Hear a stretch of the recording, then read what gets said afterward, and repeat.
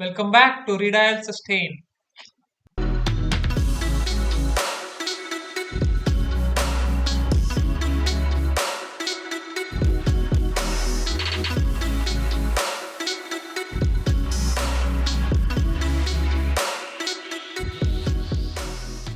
Cell membrane, cell wall ಮತ್ತೆ mitochondria ನಾವು ಮುಗಿಸಿದೀವಿ. Nucleus ನ ಮುಗಿಸಿದೀವಿ. ಇವಾಗ ನಾವು ಎಂಡೋಪ್ಲಾಸ್ಮಿಕ್ ರೆಟಿಕ್ಯುಲಮ್ಗೆ ಆ ಟಾಪಿಕ್ ನ ನಾವು ಸ್ಟಾರ್ಟ್ ಮಾಡೋಣ. ಸೊ ಇದು ಏನು ಎಂಡೋಪ್ಲಾಸ್ಮಿಕ್ ರೆಟಿಕ್ಯುಲಮ್ ಅಂದ್ರೆ?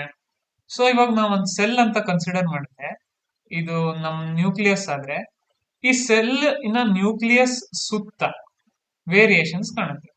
The whole cell, it will be covering the whole cell. ಈ ಸ್ಟ್ರಕ್ಚರ್ ಏನಿದೆ, ಈ ಸ್ಟ್ರಕ್ಚರ್ಗೆ we call endoplasmic reticulum. Two types of endoplasmic reticulum ಇರುತ್ತೆ: rough endoplasmic reticulum, smooth endoplasmic reticulum. ಈ ಡಯಾಗ್ರಾಮ್ ಅಲ್ಲಿ ಇಲ್ಲಿ ನಮ್ ನ್ಯೂಕ್ಲಿಯಸ್ ಇರುತ್ತೆ. ಈ ಈ ಪೊಸಿಷನ್ ಅಲ್ಲಿ ನ್ಯೂಕ್ಲಿಯಸ್ ಇರುತ್ತೆ. So in this endoplasmic reticulum we can see three types of organelles. One is rough endoplasmic reticulum, another is smooth endoplasmic reticulum. Along with this smooth and rough endoplasmic reticulum, ER ಅಲ್ಲಿ ಅಂದ್ರೆ endoplasmic reticulum ಜೊತೆಯಲ್ಲಿ ribosomes ಇರುತ್ತೆ.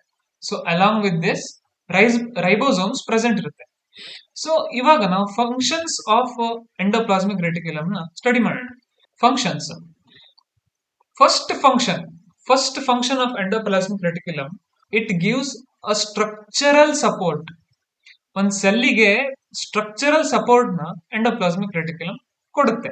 So structural support ಅಂದ್ರೆ ಹೇಗ್ ಕೊಡುತ್ತೆ endoplasmic reticulum ಅಂದ್ರೆ, ಇವಾಗ when you look at this diagram, these structures keep the cell in a proper shape. ಈಗ ನಾವು ಹೇಗೆ ಕಾಂಕ್ರೀಟ್ ಮಾಡಿದಾಗ ಅದ್ರೊಳಗಡೆ ಸ್ಟೋನ್ಸ್ ಹಾಕ್ತಿವೋ, ಹಾಗೆ ಎಂಡೋಪ್ಲಾಸ್ಮಿಕ್ ರೆಟಿಕ್ಯುಲಮ್ ಸ್ಟ್ರಕ್ಚರಲ್ ಸಪೋರ್ಟ್ ಕೊಡುತ್ತೆ ಸೆಲ್ಸಿಗೆ, ಸೊ ದಟ್ ಸೆಲ್ ಕರೆಕ್ಟ್ ಆಗಿರ್ಲಿ. Cell should not be disoriented or it should not be destroyed. So important function, structural support to cell. Second one, so second function ಅಂದ್ರೆ the endoplasmic reticulum is helpful for intercellular circulatory system. What is this intercellular circulatory system? Basically, we need materials to be transported around the cell. So materials na ಇಡೀ cell ಅಲ್ಲಿ ನಾವು transport ಮಾಡಕ್ಕೆ ಈ endoplasmic reticulum help ಮಾಡುತ್ತೆ. Third function ಏನಂದ್ರೆ detoxification. Detoxification ಅಂದ್ರೆ ಏನು, ಇದ್ರ ಬಗ್ಗೆ ಮಾತಾಡೋಣ. ಯಾವುದೇ ಒಂದು ಸೆಲ್, ಯಾವುದೇ ಒಂದು ಮಟೀರಿಯಲ್ ತಗೊಂಡ್ರು ನೇಚರ್ ಅಲ್ಲಿ ಇಂಪ್ಯೂರಿಟೀಸ್ ಅದ್ರ ಒಳಗಡೆ ಹೋಗೇ ಹೋಗುತ್ತೆ. ಸೊ ಈಗ ಸೆಲ್ ಒಳಗಡೆ ಏನಾದ್ರೂ ಇಂಪ್ಯೂರಿಟೀಸ್ ಹೋಗಿದೆ ಅಂತಂದ್ರೆ ಅದನ್ನ ಡಿಟಾಕ್ಸಿಫೈ ಮಾಡ್ಬೇಕು. ಡಿಟಾಕ್ಸಿಫೈ ಮಾಡ್ಬೇಕು ಅಂದ್ರೆ ಆ ಅಶುದ್ಧ ಪಾರ್ಟಿಕಲ್ಸ್ ಗಳನ್ನ ನಾವು ತೆಗಿಬೇಕು ಅಲ್ವಾ. ಇದನ್ನ ಮಾಡೋಕೆ ಸ್ಮೂತ್ ಎಂಡೋಪ್ಲಾಸ್ಮಿಕ್ ರೆಟಿಕ್ಯುಲಮ್ ಹೆಲ್ಪ್ ಮಾಡುತ್ತೆ. ಫೋರ್ತ್ ಫಂಕ್ಷನ್ ಏನು ಅಂದ್ರೆ, ಒಂದು ಸೆಲ್ಲಿಗೆ ಬೇಕಾಗಿರುವಂತ ಪ್ರೋಟೀನ್ಸ್, ಲಿಪಿಡ್ಸ್, ಗ್ಲಿಸರೈಡ್, ಕೊಲೆಸ್ಟ್ರಾಲ್, ಇವೆಲ್ಲ ಸಬ್ಸ್ಟೆನ್ಸ್ ಗಳನ್ನ ಸ್ಟೋರ್ ಮಾಡೋದು ಎಂಡೋಪ್ಲಾಸ್ಮಿಕ್ ರೆಟಿಕ್ಯುಲಮ್. ನೋಡಿ ಡಿಫರೆನ್ಸ್ ಇದೆ. ಎಂಡೋಪ್ಲಾಸ್ಮಿಕ್ ರೆಟಿಕ್ಯುಲಮ್ ಇವೆಲ್ಲನ ಸ್ಟೋರ್ ಮಾಡೋದು, ಪ್ರೊಡ್ಯೂಸ್ ಮಾಡೋದು ಬೇರೆ. Storage of protein, lipid, cholesterol, glyceride ಇವನ್ನ ಸ್ಟೋರ್ ಮಾಡೋದು function of endoplasmic reticulum. Next smooth endoplasmic reticulum. Smooth endoplasmic reticulum ಇದ್ರದ್ದು ಫಂಕ್ಷನ್ ಏನು? Simple. Smooth endoplasmic reticulum lipids ಮತ್ತೆ ಗ್ಲಿಸರೈಡ್ ಗಳನ್ನ ಸ್ಟೋರ್ ಮಾಡುತ್ತೆ. Synthesis of lipid and glycogen. Rough endoplasmic reticulum synthesis of protein. ಇವಾಗ ಇಲ್ಲಿ synthesis of protein ಅಂತ ಹೇಳ್ತಿದೀವಲ್ಲ, ಇದು very important. ಯಾಕಂದ್ರೆ ನೆಕ್ಸ್ಟ್ ನಾವು ಜೆನೆಟಿಕ್ಸ್ ಬಗ್ಗೆ ಮಾತಾಡಿದಾಗ ಪ್ರೋಟೀನ್ ಹೇಗೆ ಈ ಒಂದು ಸೆಲ್ ಅಲ್ಲಿ ಪ್ರೊಡ್ಯೂಸ್ ಆಗುತ್ತೆ, ಯಾವ ಪ್ರೋಟೀನ್ ಯಾವ ಸೆಲ್ಲಿಗೆ ಹೋಗುತ್ತೆ ಅನ್ನೋದನ್ನ ನಾವು ಡಿಸ್ಕಸ್ ಮಾಡ್ಬೇಕಾದ್ರೆ ಇದನ್ನ ನಾವು ನೆನ್ಪಿಟ್ಕೋಬೇಕು.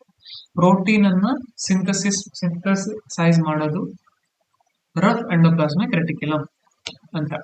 ಸೊ ಇದೆರಡು functions. Smooth endoplasmic reticulum function synthesis of lipids and glycogen. Rough endoplasmic reticulum function synthesis of proteins. Okay, ಇಲ್ಲಿ ರೈಬೋಸೋಮ್ಸ್ ಅಂತ ಹೇಳಿದ್ನಲ್ಲ, ಅದು ಪ್ರೋಟೀನ್ ಸಿಂಥಸಿಸ್ ಅಲ್ಲಿ ವೆರಿ ವೆರಿ ಇಂಪಾರ್ಟೆಂಟ್ ಕೆಲಸ ಮಾಡುತ್ತೆ. So rough endoplasmic reticulum synthases protein and smooth endoplasmic reticulum synthases lipids and glycogen. ಇದು cell ಅಲ್ಲಿ nucleus ಅಂದ್ರೆ ಎಂಡೋಪ್ಲಾಸ್ಮಿಕ್ ರೆಟಿಕ್ಯುಲಮ್ ಇಲ್ಲೇ ಜಾಯಿನ್ ಆಗಿರುತ್ತೆ. ಇದು ರಫ್ ಎಂಡೋಪ್ಲಾಸ್ಮಿಕ್ ರೆಟಿಕ್ಯುಲಮ್. ಇದಕ್ಕೆ ಜಾಯಿನ್ ಹಾಕೊಂಡು ಸ್ವಲ್ಪ ಟ್ಯೂಬ್ಯೂಲ್ ಟೈಪ್ ಇರುತ್ತೆ, ಟ್ಯೂಬ್. ಇದು ಸ್ಮೂತ್ ಎಂಡೋಪ್ಲಾಸ್ಮಿಕ್ ರೆಟಿಕ್ಯುಲಮ್. ಇಲ್ಲಿ ರೈಬೋಸೋಮ್ಸ್ ಇರುತ್ತೆ. ಸ್ಮೂತ್ ಎಂಡೋಪ್ಲಾಸ್ಮಿಕ್ ರೆಟಿಕ್ಯುಲಮ್ ಜೊತೆಯಲ್ಲಿ ರೈಬೋಸೋಮ್ಸ್ ಇರಲ್ಲ.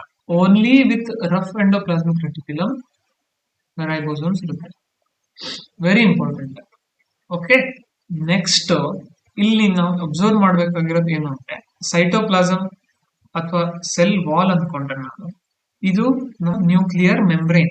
ಎಂಡೋಪ್ಲಾಸ್ಮಿಕ್ ರೆಟಿಕ್ಯುಲಮ್ ನ್ಯೂಕ್ಲಿಯರ್ ಮೆಂಬ್ರೇನ್ಗೆ ಜಾಯಿಂಟ್ ಆಗಿರುತ್ತೆ. ಅಂದ್ರೆ it is continuous with nuclear membrane or nucleus. Continuous with nucleus. Second, ಹೇಗಿರುತ್ತೆ ಇದು ಸ್ಟ್ರಕ್ಚರ್? ಎಂಡೋಪ್ಲಾಸ್ಮಿಕ್ ರೆಟಿಕ್ಯುಲಮ್ ಇದು continuous with nucleus and single layer PLP membrane. So ಇದು important. Single layer PLP membrane. So single layer PLP membrane ಅಂದ್ರೆ ಏನು? ಇದು ನಮ್ಮ membrane ಅಂತ ಅನ್ಕೊಳ್ಳೋಣ. ಇದರೊಳಗೆ 3 ಲೇಯರ್ಸ್ ಇರುತ್ತೆ, 3 ಸಬ್ ಲೇಯರ್ಸ್ ಅಂತ ಹೇಳೋದು. 1 ಲೇಯರ್ ಆಫ್ ಮೆಂಬ್ರೇನ್ ಅಲ್ಲಿ 3 ಸಬ್ ಲೇಯರ್ಸ್ ಇರುತ್ತೆ. ಇದು PLP. ಓಕೆ, P ಅಂದ್ರೆ ಪ್ರೋಟೀನ್, ಇದು ಲಿಪಿಡ್, ಇದು ಪ್ರೋಟೀನ್. ಈ ಒಂದು ಸ್ಟ್ರಕ್ಚರ್ ಇದೆಯಲ್ಲ, ಕಂಟಿನ್ಯೂಸ್ ಆಗಿ ಬೆಳೆದು ಎಂಡೋಪ್ಲಾಸ್ಮಿಕ್ ರೆಟಿಕ್ಯುಲಮ್ ಅನ್ನು ಮಾಡಿರುತ್ತೆ. ಪ್ರೋಟೀನೋ ಲಿಪಿಡ್ ಲೇಯರ್ ಅಂತ ಹೇಳ್ಬೋದು. ಓಕೆನಾ? ಸೊ ಇದು this is about endoplasmic reticulum. Thank you.